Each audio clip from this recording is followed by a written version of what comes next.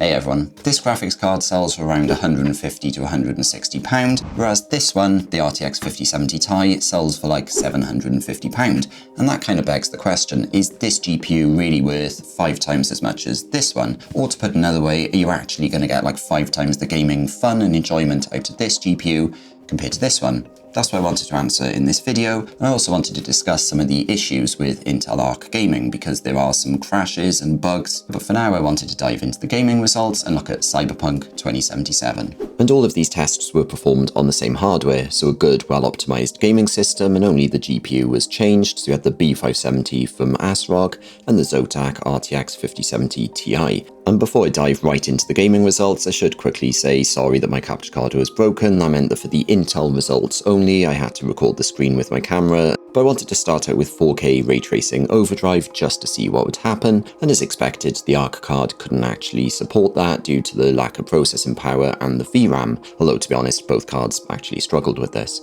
Since that didn't work, let's try at 1440p instead, so I'm going to keep ray traced overdrive for now, and again, the B570 was out of VRAM, so it had less than 10 FPS, unlike the 5070 Ti, which delivered a good, smooth gaming experience. But would upscaling help? Well, enabling that, so DLSS 4 for NVIDIA and XESS for the Intel card did see better frame rates, and VRAM was no longer the issue, just the actual raw processing power of the graphics card. Turning off path tracing completely and instead go into the ultra presets, or unplayable but still sort of respectable results for the ARC card, considering that this is 4K and the B570 definitely is not marketed as a 4K card. So not a bad result, and if we enable upscaling, we then get to that 30 FPS level that seemed to be the goal 1 or 2 decades ago, before everyone started coveting 60 FPS as a baseline, and obviously that is something that the 5070 Ti can hit here, but certainly not the ARC card. But again, we are seeing that 2 times difference though in the frame rates, and actually the power draw is fairly respectable for the ARC card.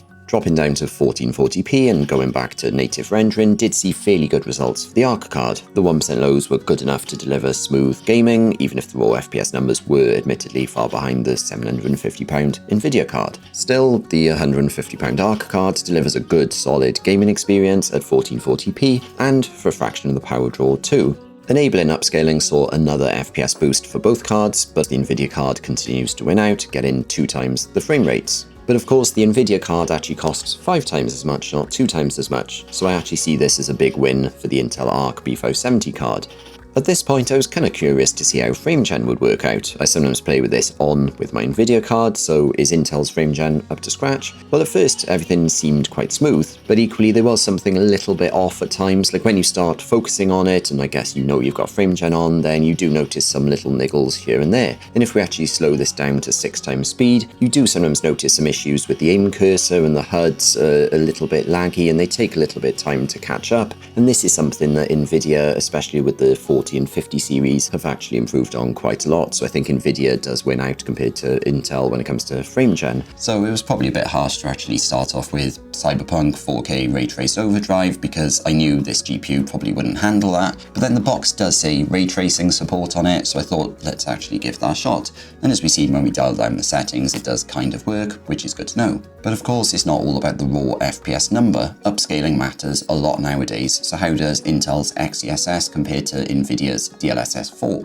And as with all of these tests, the ARC B570 card is on the left, and then the NVIDIA 5070 Ti is on the right. And actually, they look fairly similar at first, although I would say that the NVIDIA one seems to be a little bit more detailed in generally. For example, when you're aiming, the gun is a bit sharper with the NVIDIA card than the Intel one, especially with the textures and along the edges. And you see this with the general scene as well, whether it's with chairs and other things, assuming the YouTube compression doesn't affect this, which sometimes it does. But I certainly wouldn't say there's like a significant difference that would mean that you can't possibly enjoy gaming on an Intel card and you suddenly need to run out and spend 5 times more for the NVIDIA card. But I don't know, that's just me. You can see what's on the screen now, so please do leave a comment with your thoughts. Next, I wanted to check out Hogwarts Legacy. Here I'm using the medium preset with no path or ray tracing, and at 4K native, both cards performed fairly well. Obviously the 5070 Ti is ahead, but the B570 Intel card does perform fairly well, considering it's only drawing 86 watts of power, which is a whopping 180 watts less than the NVIDIA card, so quite an impressive result all round in my opinion.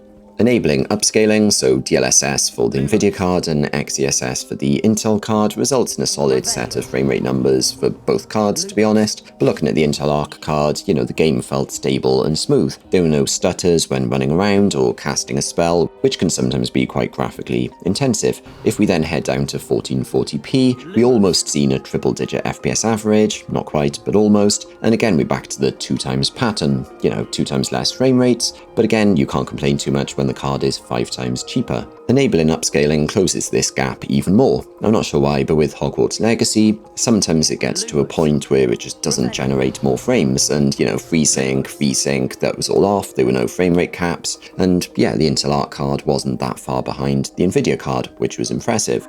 I also quickly tested the ARC card at 1080p and it averaged over 120 FPS without any upscaling, and turning XESS on got us over 150 FPS with almost triple-digit 1% lows. The game felt smooth and I felt this was yet another really good result. So I think that's fairly impressive. The medium preset seems to offer quite a good balance between performance and image quality, and Intel ARC run fairly well on that. Next, I wanted to try out an online game, Marvel Rivals. Now, this isn't the most optimized game in my opinion, and the ARC card did struggle a lot at 4K native, getting 3 times less FPS than the NVIDIA card. Enabling upscaling did then result in a sort of playable FPS rate for the ARC card, if, the older 30 FPS average is the goal at least. Obviously, it's still a struggle though, but this is 4K with many of the graphical settings turned up. So what about 1440p? Well, with native settings, the game starts to run better, but again we're seeing 3 to 4 times worse performance from the ARC card. But it is worth considering that the ARC card is using like 3 to 4 times less power than the NVIDIA card, so it is worth bearing that in mind. But if we enable upscaling too, the result is suddenly a lot better for the ARC card, often using less than 80 watts of power and only getting 2 times worse results despite the 5 times price tag difference. I feel like I've mentioned that a couple of times already, but it's probably worth repeating in my opinion.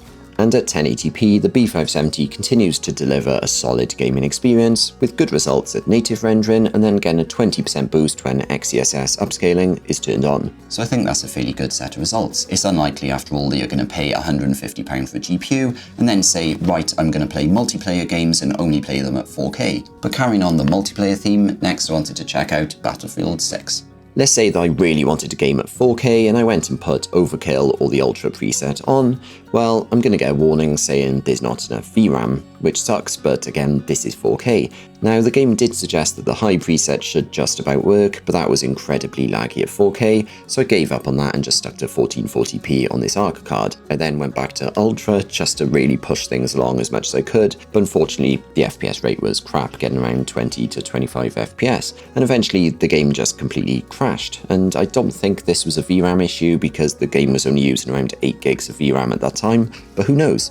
In comparison though, the 5070 Ti's performance was a night and day difference. It averaged 180 FPS, which was far ahead of the ARC card, which was clearly struggling at ultra settings, even at 1440p. So I dialed things back to the high preset, stay into 1440p, and everything was smoother here. The ARC card did do better, but the 5070 Ti was still around 4 times ahead. And yes, I know there was a different map, and that's just based on how I actually recorded things, but I did repeat these tests multiple times across multiple maps, and I always seen this 4 times difference with these two cards. So nothing too surprising or unsurprising there. It's unlikely, as with Marvel Rivals, that you're going to buy a GPU like this and then insist on playing at 4K, but at lower resolutions, this did actually work out well. Next, I wanted to check out a slightly older but still graphically intensive game with Red Dead Redemption 2.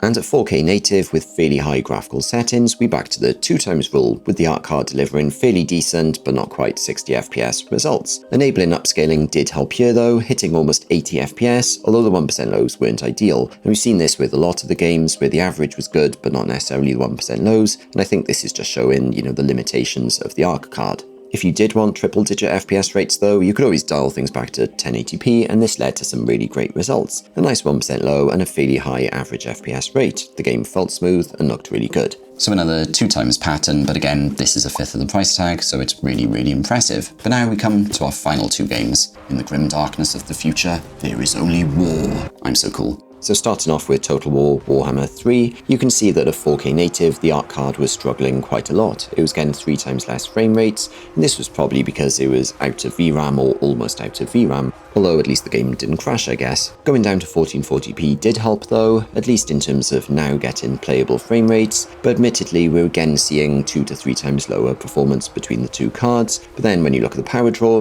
that's an equal scale. You know, the ARC card is using 2 to 3 times less power, and I'd personally be happy enough playing a game like Total War on the ARC card, especially if you dial things down to 1080p, which did see an improvement in the frame rates all round, averaging over 70 FPS and having really smooth 1% lows as well. Moving on to last year's Space Marine 2, a fairly graphically intensive game, and the Ultra preset just would not work. It was just out of video memory, but that's probably to be expected, so let's stick to medium. That still looks fairly good. But what about the render resolution? Should we use FSR or XESS? Well, that's actually not an option. Your only options here were DLSS and XESS for some reason, but at 4K native, you can see that actually the B570 was struggling quite a lot. It was out of VRAM even with this medium preset, and as a result it got very bad FPS rates.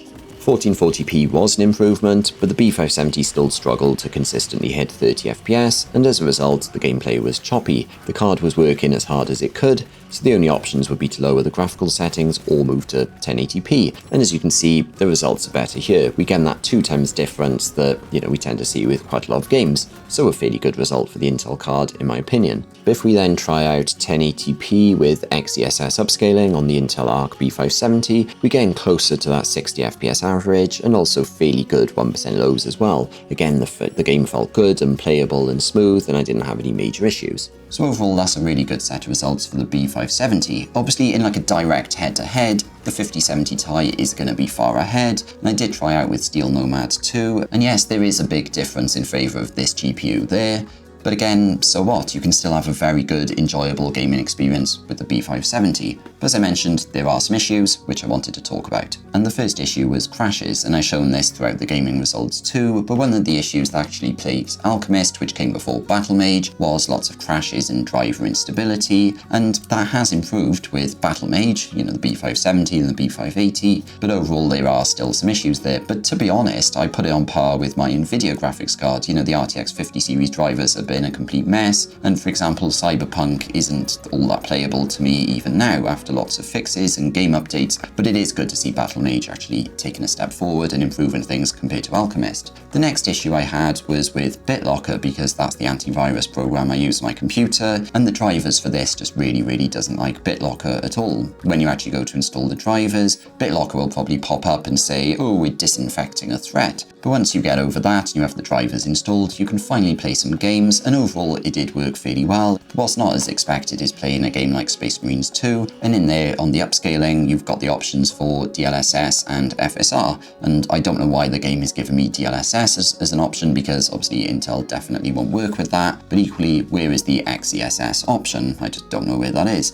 Also, when you're running Cyberpunk, it comes up and says your drivers are out of date, you need to update them. And again, you can ignore that and play the game with no issue whatsoever, but Intel ARC has been around for so long, why is a prominent game like Cyberpunk just completely disregarding Intel ARC? And that's kind of the tip of the iceberg, because I've mainly played newer games, but if you go and play older games, you will start to see more issues with Intel ARC, unfortunately. For example, the Halo series doesn't tend to run very well whatsoever with Intel ARC, which isn't really ideal. And that brings us into the final bit of this video, which is, should you actually buy the Intel ARC B570 or the B580 for that matter? Well, in my opinion, yes. I mean, this is very good. I think if you only want to play really old games and you've got really old hardware, then this isn't for you. But if you've got a DDR5 based system and a half decent CPU, and you want to play, games that have been released in the last 10 years or so, then overall this will work really well. Yes, there's going to be some bugs and crashes, but as I mentioned earlier on, you're going to get that with NVIDIA as well. In fact, maybe more so with NVIDIA. I also like Intel XESS, and yes, you can use that with AMD and NVIDIA graphics cards too, but it's probably going to work a bit better with an Intel GPU. And in general, I prefer Intel XESS to AMD's FSR3. FSR4 is a lot better, but in general, if you're looking at an older AMD graphics card and you're thinking, should I go with that and use FSR3 or go with this and use XESS, I would choose this every single time. And that wraps up this video, but if you've got any further questions, please leave them in the comments. And if you enjoyed this video, please click the thumbs up button and please subscribe to see more videos like this. Thanks for watching.